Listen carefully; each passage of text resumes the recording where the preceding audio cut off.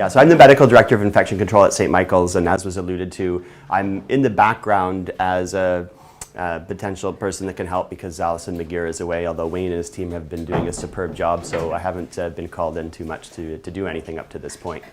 So I really just wanted to talk to you a little bit about background information on Ebola, and Howard, you can correct me if I'm going off on the wrong tangents or you wanted to hear something different, and I'll definitely leave some room for questions and discussion. So I was going to start off just with the basic clinical picture of what is Ebola. So, it's a filovirus. It's a severe viral illness that causes a multi-system illness with a high morbidity and mortality. Although in the past, the vast majority of cases, and actually still the vast majority of cases, have been treated in Africa. But for the first time, we've had some limited exposure to cases in the US that's actually shed some light on the clinical picture with Ebola. So in Africa, the mortality in outbreaks often ranges from about 50 to 90%, which is one of the reasons this is such a fearful kind of disease. But there's some data emerging from the US that we can do better than that with modern healthcare, and that a lot of the problems with Ebola are basic things like fluid and electrolyte imbalances that are difficult to correct in the absence of being able to get blood work and IVs and modern medical therapy. So that's a little background. In terms of the clinical features, usually it starts with a sudden onset of headache and severe malaise and myalgia and fever. So in many ways, sounding like the flu and many other illnesses. And we actually have heard of instances where healthcare workers in Africa have worked for 5 days after they've developed Ebola. So often for the larger part of the first week, you're kind of like an ambulatory patient who's feeling pretty crappy, but if there's a lot of pressure on you, you might still be going about some of your normal activities. And then after this initial phase, there's a variety of other symptoms. So the main thing is fever. The vast majority of people do have fever. And then again, headache, malaise, myalgias, and these type of non-specific symptoms. And then there's a few other things. Some people get conjunctivitis, some people have cough.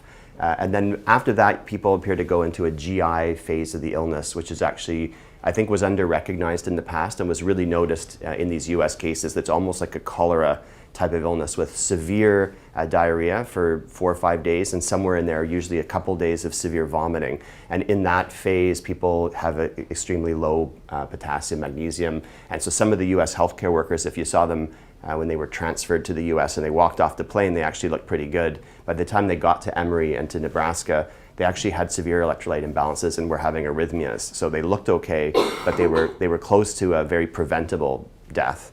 And then following the GI phase, people go into more of a septic shock phase and then either recover or die. And there's some hope that might be more like a 20% mortality in people that are cared for in modern medical facilities. So that's a picture of the clinical illness. In terms of the epidemiology, the basic epidemiology, you've probably heard this before, but the incubation period is 2 to 21 days. 21 days is being pretty cautious, so the vast majority of people present about 5 to 10 days after the onset of illness. It's not transmissible before you have symptoms, and these are two key things. So the fact that the incubation period is fairly long and that you're not transmissible before symptoms really makes this totally a different paradigm than when you're dealing with flu. So flu is transmissible before you realize that you're sick, and the incubation period can be as short as 24 hours. So by the time you find a flu case in a country, in a facility, or anywhere else, it already could be 2 or 3 generations of spread going on, and with exponential increases, you can have explosive flu outbreaks in long-term care facilities where 40% of the facility has flu within a week or two, and they can be very hard to contain, which is why we do things like vaccinate everybody in those facilities. If there's as soon as you recognize 1 or 2 cases that might be an outbreak, you put everybody on Tamiflu. You really have to act quickly. So in Africa, when you get 1 Ebola case or 2 Ebola cases, there probably are, you may not have picked up everybody, but it then expands slowly. So it's a week or 2 later that it doubles, and it has a more of a slow pace to it. And then again, the really important part is that they are not infectious before they have symptoms. So in terms of contact tracing, you just have to figure out when they were sick and follow people from that point. So the second thing that happens is that as soon as you are sick, you are infectious, but that infectivity is likely very low, and it's spread entirely through contact with blood or body fluids. So when the first moment that you have fever, we have to assume that you're now infectious, but it's a very low level infectivity. And then as your viral load increases and your clinical illness increases, that's when the risk starts to really increase. So you have increasing viral load in the blood, And at the same time, you start to have the vomiting and the diarrhea, which is about a week until the illness. Usually it's different in different people. That's when you're going to heavily contaminate your environment and everything around you with the blood and body fluids, which are highly packed with the Ebola virus, and that's where the risk of transmission is. So this is why, to a certain extent, it's a higher risk for healthcare workers caring for the sickest patients. So that's, again, the basic epidemiology. And then to review what the situation is in Africa. So this right now is involving 3 countries, which is Liberia, Sierra Leone, and Guinea.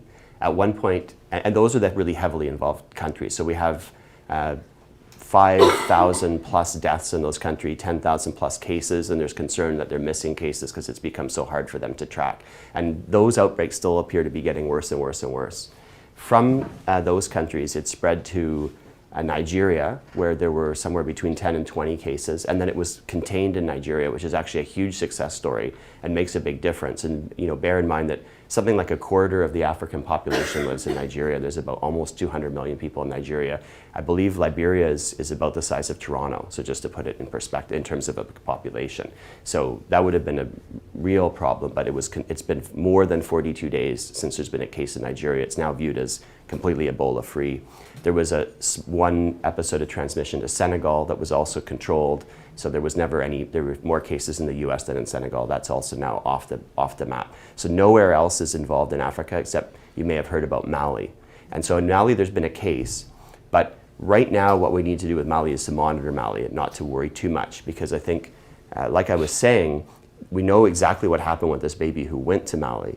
So it will take 8 to 10 days before we might, people are worried that we'll see other cases, but we have a few weeks to evaluate what's happening in Mali. So the best case scenario is there's no other case, just the one, and then we have to wait 42 days before it's officially Ebola-free.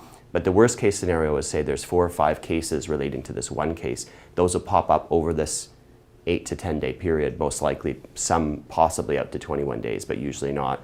And then by then they may have spread, unfortunately, to other people, may have. But then that will also happen slowly. So if the worst case scenario occurs, and that is like the situation in Liberia, it will still likely be months before they get up to 100 or 200 or 400 cases when there would be any reasonable chance of picking somebody up outside those areas. So again, to put it in perspective, the first case that occurred in the Guinea, Liberia, Sierra Leone cluster was in December 2013. So a lot of people don't realize this. This has actually been going on for 11 months. And mostly it was ignored in the West at the beginning because Ebola outbreaks are not entirely uncommon in Africa, and they usually get 50 people, 70 people, 150 people, and then they're controlled with assistance from Doctors Without Borders or the WHO, and without any transmission outside of Africa. So people were kind of watching but not paying too much attention.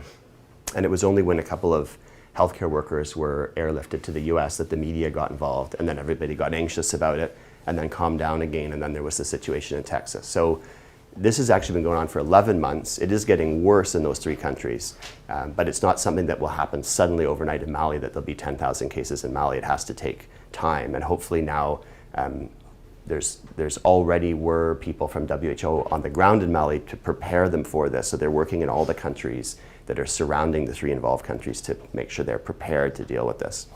So outside of Africa, there's been approximately, I was trying to count them up, but approximately 28 or 29 patients with Ebola treated outside of Africa. The vast majority of those people were diagnosed with Ebola in Africa, and then they were airlifted back to Germany, Spain, UK, or the US to their home countries for treatment, and ideally to centers that were prepared to receive them. So if a Canadian healthcare worker were to become ill working in Africa, the most likely scenario is that they would develop symptoms there, would be diagnosed with Ebola there, and the plan currently is that they would be airlifted out of Africa to one of 2 hospitals, one in Montreal, and the Toronto Western is our site in Toronto for repatriation. So despite the large size of the outbreak in Africa, there's been fewer than 30 cases outside of Africa, mostly healthcare workers, and mostly evacuated in a controlled manner back to their home country and to a specific facility. So that wouldn't involve Mount Sinai or St. Michael's, although we're a referral center. We're not a referral center for the healthcare workers that get sick in Africa. There have been a smaller number of patients who have been just diagnosed outside Africa. So in actual fact, I believe there's only 2 who were kind of walked off the plane and got sick. So there was the person from Texas who was going to visit family and friends in Texas, who was from Liberia, and there was the more recent healthcare worker who came back but was self-monitoring in his apartment and then presented as soon as he had symptoms. So really only 2 cases globally where somebody got off a plane and got sick. And so that's pretty low risk when you think about it across, like the chance of one of those people coming to Sinai is exceedingly low. And then there were 3 other cases that were transmissions that were diagnosed outside. So there was the Spanish nurse, and then there were the 2 nurses in Texas. And again, it's worth emphasizing what happened in all 3 of those cases. So there were 2 common features in those cases. The first is that these were nurses that were caring for patients that ultimately died of Ebola, and they were caring for them towards the end of their life. So I believe the Spanish nurse actually was only in the room twice, but they were doing extremely high-risk activities. So she was cleaning up diarrhea and vomit shortly before he died, and then she was in and dealing with the body after he died. And on top of that, so that was one theme, is that they're caring for people towards the end of life and when there's heavy contamination of the patient's immediate environment. Similarly, in Texas, you've all heard the story that he went to the hospital, he was assessed in the ED, he was assessed at triage without any, as far as I know, either no PPE or just whatever PPE you would normally use for any patient, and had abdominal pain, and they may or may not have recognized the fever, and the travel history and everything got mixed up, but they sent him home back to his family where he lived with 7 other people, and then he came back to the hospital, then he was assessed in the ED again, and at some point they drew the connection with Africa and Liberia and put him in precautions. None of those people got sick. So none of his family members, none of the ED staff. And again, it was the nurses who were caring for him when he was sicker, more towards the end of life. So putting all that together, I think where we're at in Ontario is that we all need to be prepared, but we also need to be calm and mitigate anxiety that's developing around Ebola. So a few things that are very apparent is that there's 0 risk to the general public. So there's no risk whatsoever, in my opinion, to the general public. I'm not particularly concerned. We get a lot of questions. What if they're in the waiting room? What if they sat in 3 different chairs? I'm really not worried about that. I'm not even particularly worried about triage, but I think it's always a good idea to take certain precautions at triage because we see all kinds of people with all kinds of different problems, right? But we need good routine practices at triage, and we also have directives and things that we have to follow. So I'm not belittling what needs to be done at triage, but I think there's a little bit of room for error there. There's no room for error in taking a travel history. So the 2 ways that we could go very wrong is to not get the travel history and admit somebody to the hospital from one of these areas and have them traveling through the hospital here for a month, and then, or not a month because that wouldn't make sense, but they develop a fever and we think they acquired it in the hospital, and so we just missed the boat like the Texas hospital. That would be one risk. And the other risk is not being prepared to care for somebody appropriately when they are very sick with confirmed Ebola. But we now have a system in Ontario with these 10 referral hospitals across the province, so they're busy preparing to deal with that kind of confirmed case where they would be very, very sick. So again, with a real Ebola patient, if they come in early, and again, all bets are off, but since they're unlikely to actually see one, the most likely one that we will see would be a typical one. If they've just come off the plane and then they come in right away, which is what you'd think people would do, they're going to have fever and a headache, but they're going to be wearing their suit and sitting in the waiting room saying, I'm a little concerned because I was working in a hospital in Sierra Leone and I've been back for 3 days and now I have a fever. And hopefully if they're healthcare workers, they would have even called ahead and gone to the right facility. So all that to say that I think any individual institution in Ontario has a minuscule chance of seeing an Ebola patient. But we all need to be prepared and to think about it. And just one other thing along those lines that people often don't realize, because again, I get a lot of questions about what if there's a lot of patients and how will we manage that? But at the US network of their specialized infectious disease hospitals where they seem to be planning to care for most patients, last I heard their capacity is something like 9 beds. So across the whole US, they're not planning to have more than 9 patients at once, and we're 10 times smaller, so we need to prepare for about half a patient. So I'll stop there and just ask if there's any questions about that. So I have a question. You and I have communicated around spacing at triage. Yeah. And I've seen both 1 meter and 2 meters quoted as standard spacing. And the public health people just submitted the same document we were working on. Yeah. And they quoted 1 meter. Yeah. And you quoted 2. So can you comment on the Sure. controversy and Yeah, sort of... absolutely. I think the basic principle is that because it's spread by blood or body fluids, and I just emphasize there's lots of things about Ebola that get people confused. So on the one hand, it's an extremely severe disease, but then we say, but it's not transmissible. So a lot of people associate those two things as being linked, and they're not linked. So similarly, the blood and body fluids of somebody with Ebola are highly infectious. So it's not that's not, when they're very sick, not when they're asymptomatic and probably not very early in the illness. So, but their respiratory secretions and their droplets and then are not likely as infectious, and then there's not really airborne transmission. So without airborne transmission, if you're on a plane with somebody and they have a Ebola in row 1 and you're in row 20, there's just no possible way for you to get Ebola. It can't happen. It's just not possible, right? If you're beside them, they're still saying it's extremely unlikely low risk because probably they're feeling pretty well if they let them on the plane. They don't have a fever. So you're probably low risk beside them. But if for some reason they got on the plane late in their illness and they were vomiting and everything, it still would just be the people on either side who might be at risk and get sick. So the 3 feet, 6 feet, 1 meter, 2 meter is historic. So in old infection control principles before SARS said that droplets settle within about 3 feet. So from studies of, again, flu patients on airplanes and in other settings, that people within 3 feet get sick and people further than 3 feet don't get sick. In SARS, there was clearly transmission beyond 3 feet, sometimes associated with what we call sometimes aerosol generating procedures, but some of these procedures don't generate true aerosols like TB, but they just extend the distance that droplets might travel. And so it was felt that 6 feet was now the margin of safety in that context. I think neither of them really apply in any way to Ebola, but the idea is if you're sitting there and they can't vomit on you, then you're probably okay. So if there's a physical barrier between you, or a distance that's appropriate, then you're probably going to be okay.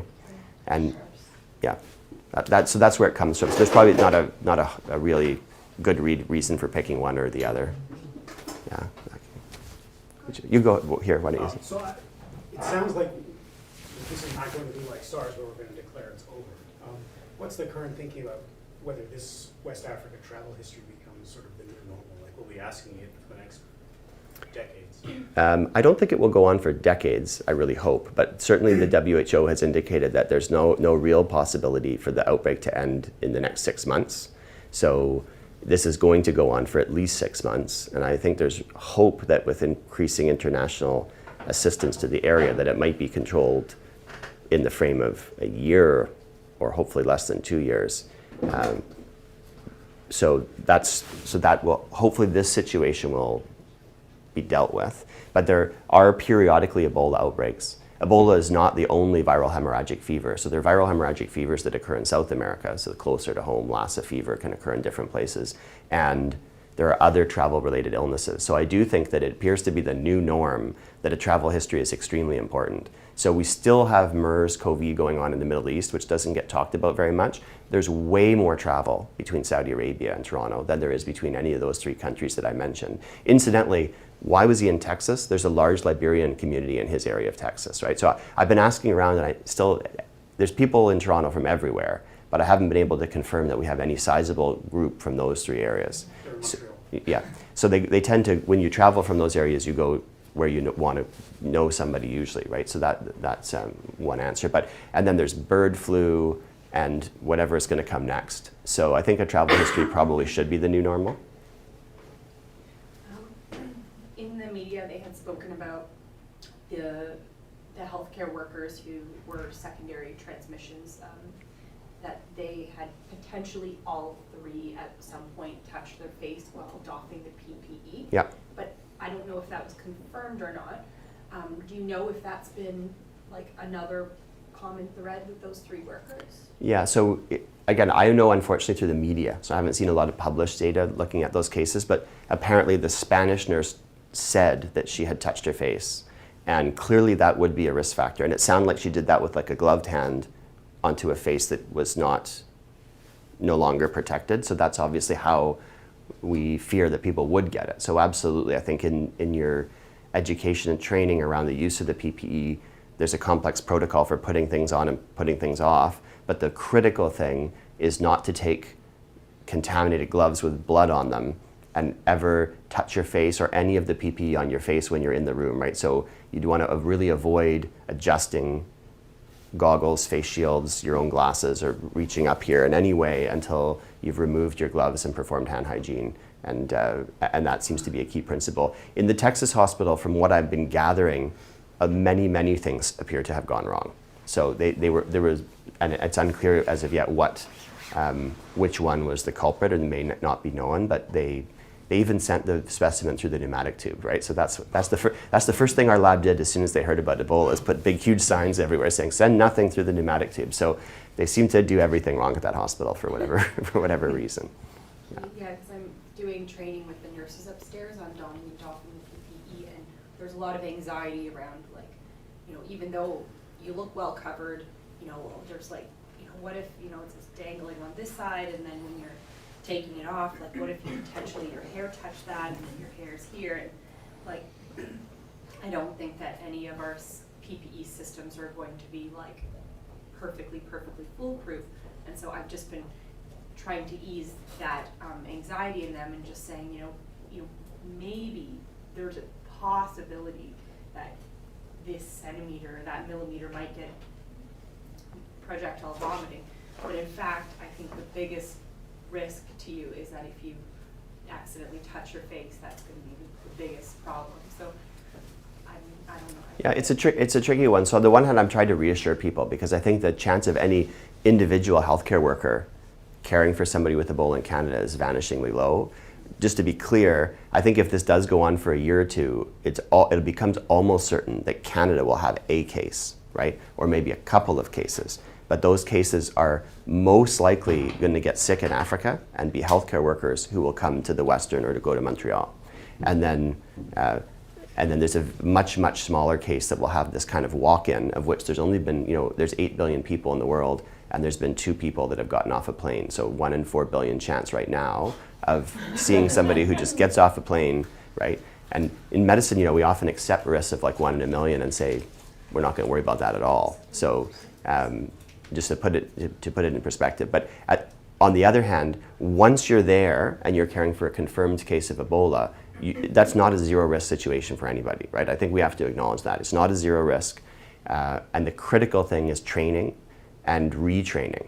And I think one way that hopefully helps our system being able to do that is the people that need to be retrained and are the group that are going to be most likely to care for the patient. So the Western has been training for some time because they were designated before St. Mike's and Sunnybrook were designated. We've started training. We're also trying to, in our facility, identify an Ebola care team, so that even within our group, we're going to train everybody in the ED at least once, but we're hoping to identify a team primarily from the ICU that will travel to care for the patient, so it'll be a limited number of people, and they're going to be trained and retrained to be very comfortable with the PPE.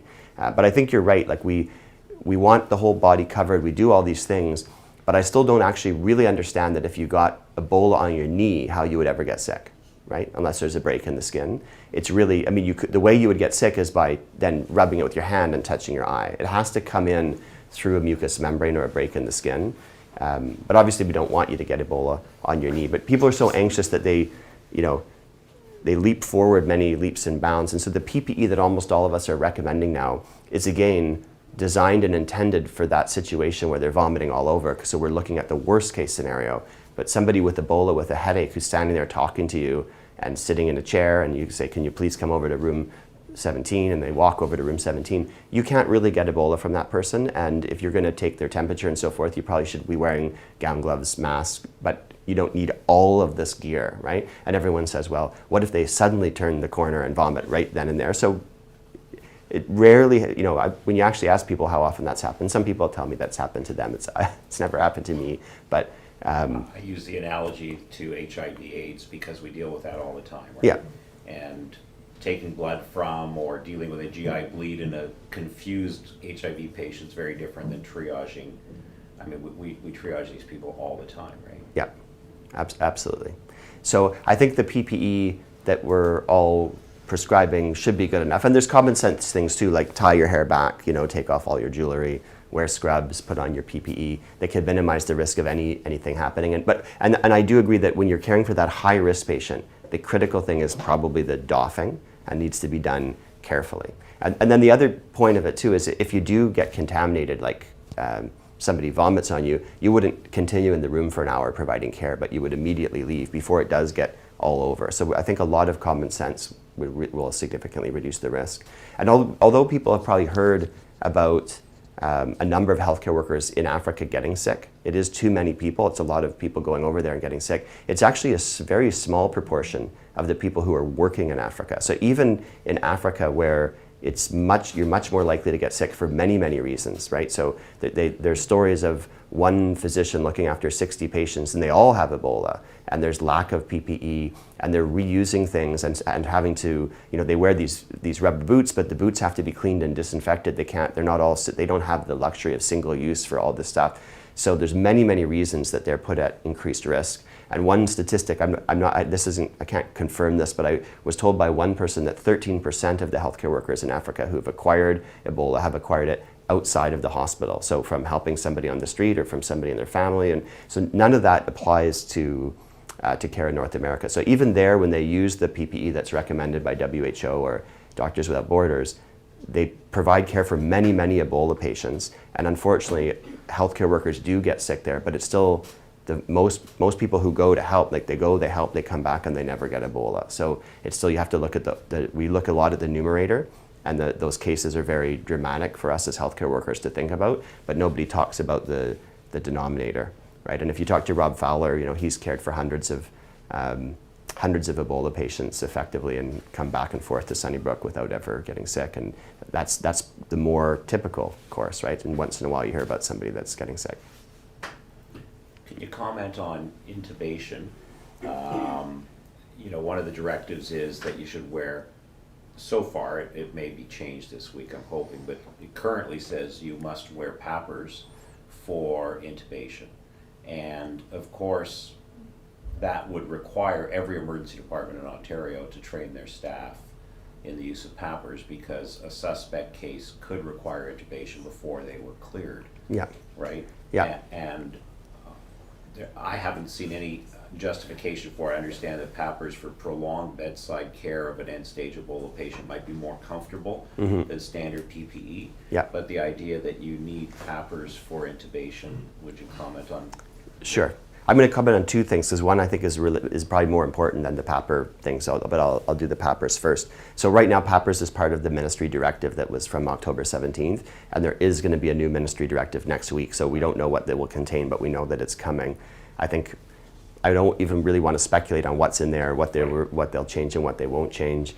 So I don't know if we'll be stuck with PAPRs or not, but I think intubation could be done without a PAPR. And my understanding is that N95 is what you need for intubation, and that a PAPR is considered equivalent to the N95, so that we don't necessarily need to favor one over the other. But we have to look at The one piece? No. So all a PAPR is at its basic level is a sort of it's more for respiratory diseases like SARS. So it's a headpiece that provides ventilation, and then a belt unit with a sort of a hose that goes up there and it ventilates into you. But of course that won't protect you at all. So what you need then is PPE that covers it. So there's a hood. Similar to the hoods that you're probably using here, but designed to fit and integrate with the PAPR itself. And then it's compatible either with a one piece or with any other PPE, and you have to make sure it fits, but you could do it with a gown and the way that you're doing things here. So the PAPR is really the idea of that you have a hood and it provides ventilation inside the hood. So again, if you're in the room for 4 hours with an N95 mask and all this stuff on, you'll overheat, and it could be dangerous for healthcare workers to do that. So actually one recommendation is that you shouldn't be in the room for more than an hour caring for somebody with Ebola. So that solves that problem to a certain extent. But people do find that the ventilation with the PAPR is more comfortable. It says it's blowing cool air, and you have your space hood on sort of thing with the cool air flowing inside, and no need for the N95 mask or goggles. So that's the advantage of the PAPR, but it's not necessarily safer. And in fact, there's challenges of getting the PAPR off, and it can't be done by one person. So whereas we advocate for a buddy system, what we're advocating at St. Mike's is you have a buddy who's observing you remove PPE, not necessarily physically assisting you, right? Which just adds another layer of complexity. So with the PAPR, you probably need somebody to physically assist you in the removal process. So it just adds another level of complexity there. And certainly you'd want to be very well trained to use a PAPR. I don't think it's super hard to figure out how to use a PAPR just for fun, but to use it and remove it properly would require a lot of training. So we'll have to wait and see. But the one thing I think that you made a very good point is, although I've been emphasizing the unlikely nature that any one of you will ever care for an Ebola patient, there's a higher probability that you'll care for a suspected Ebola patient. And so this is one of the big challenges. And I think the most important thing that we need to do as health professionals who have expertise in Ebola is to really draw the line when you see a person who doesn't even have suspect Ebola. So there's so much anxiety around that I've heard all kinds of stories of basically Ebola precautions being initiated because the person was from Nigeria even after there were no cases in Nigeria. Or even when there were cases in Nigeria, it was only 2 parts of Nigeria, so they were from an unaffected part of Nigeria, and there only ever were 18 cases in Nigeria in a population of 180 million. So there was really no need to worry about those people. Somebody from Senegal, when there was 1 case in Senegal, and also after it was cleared from Senegal anyways, somebody who looked African and was unable to give a travel history. So we need to step up and say, if somebody who can't give a travel history doesn't have Ebola, it doesn't make sense logically. Like logically they could have Ebola, but the risk of them having Ebola to begin with was so low that the fact that they can't give a travel history should, in my opinion, mean that Ebola is now excluded, unless they have their Liberian passport sort of stapled with the date of their travel ticket or something. That, so we need to say, somebody who came, I got a call about somebody who arrived from Nigeria 6 months ago, and could they do an ENT procedure on them? So when you see people like that, you have to just say, this person has not had Ebola. You can go in the room, wash your hands, and go take care of the patient. Like, you don't need any PPE, because once you label them as suspect, so suspect means they might end up being confirmed. That's what it's supposed to mean. But the risk of a suspect patient is still of having Ebola is still much lower than the risk that they have something else. But we do have to draw some line in the sand.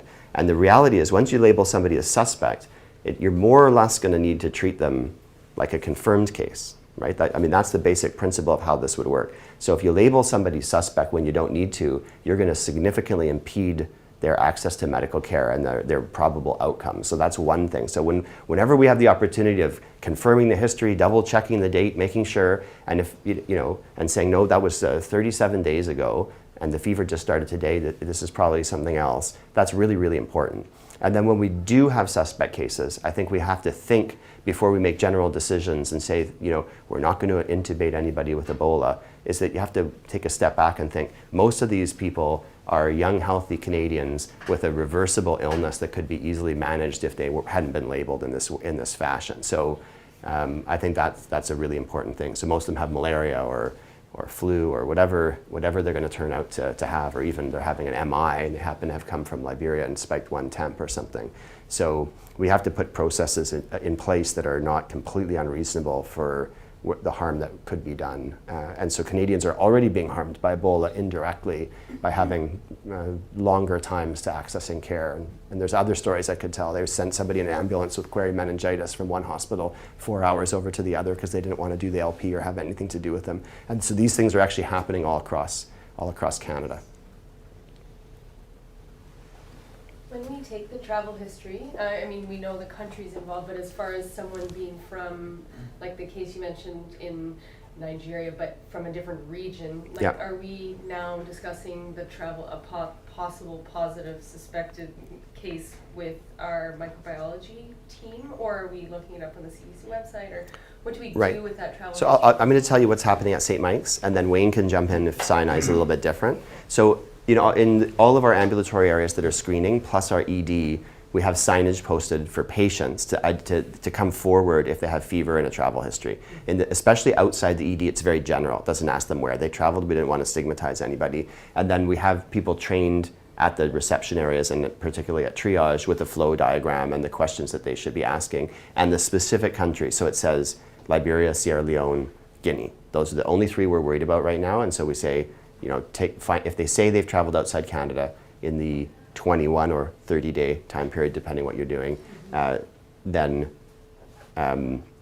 ask them where they traveled, and if it's one of these countries, then do they have a fever? So that's the algorithm that we're using. So it doesn't require, at the point of the triage person calling microbiology or anything else, up to the point where they've now identified that they have a positive travel history. So once you say, yeah, they came from Liberia 3 days ago and they're feeling feverish, then we say, okay, we're going to go to room 10, and they're going to tell the MD, the senior MD in the ED, and they're going to contact infection control, and we're going to then review the situation and get a second person to go in and confirm those details. So again, the instructions are fairly simple, but it is possible for people to be anxious. So another one we had at St. Mike's was somebody got put in precautions, and then we went down, what they said was, he came from Seton House and his friend is Nigerian.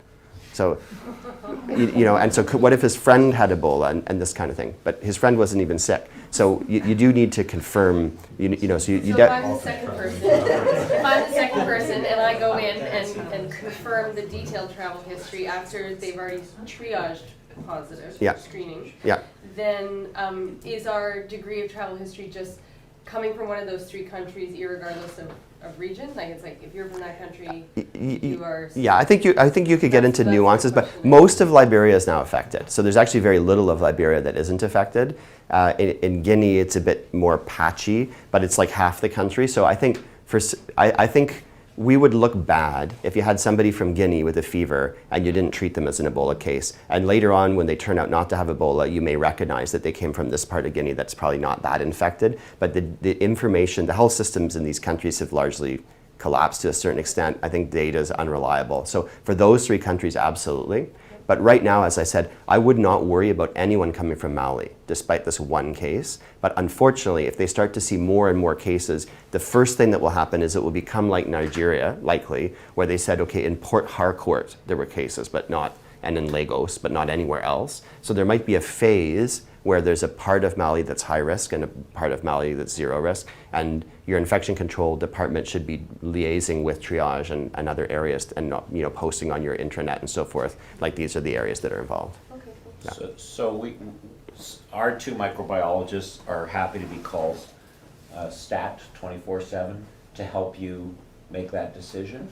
And so, especially if you're busy, I'm not saying that it's rocket science to figure that out, but if it's not obviously cleared, I think it would be more comfortable to discuss it with somebody else who's dealing with this every day and have 2 heads, say yes, it's cleared. Right.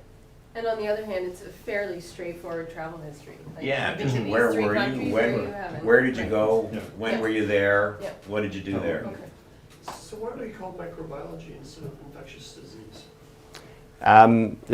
There's probably a few Well, reasons. There's 2 staff instead of a junior. Yeah. At my facility, you would call infection control, which is me or sometimes one other person, and then the infection preventionist. So it's infection control that helps make the decision, and we're relying on infectious disease more if you have a fever in a traveler and you want to know what's the differential.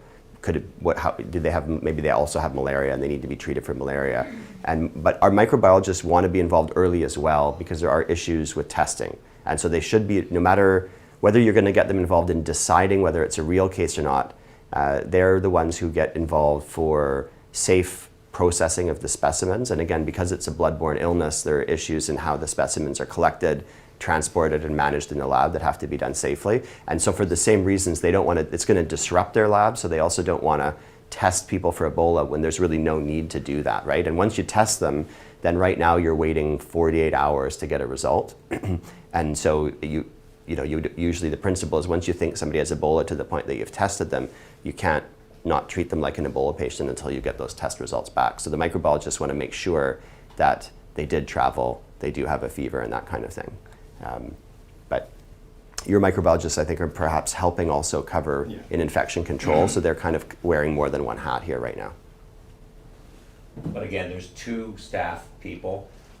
We can't control the call schedule on ID. You often get a junior on ID who says, I'll call the fellow. Whereas if you call Sue or Tony, you'll get Sue or Tony. Again, they won't give you a comprehensive consult on what's wrong with my patient, but they will discuss with you whether it could be Ebola or not, and if there's any doubt, they will come to the Emerge. They'll page one of the infection control practitioners to meet them there, and they will assist us in taking the specimens, getting them tested if that needs to be done, etc.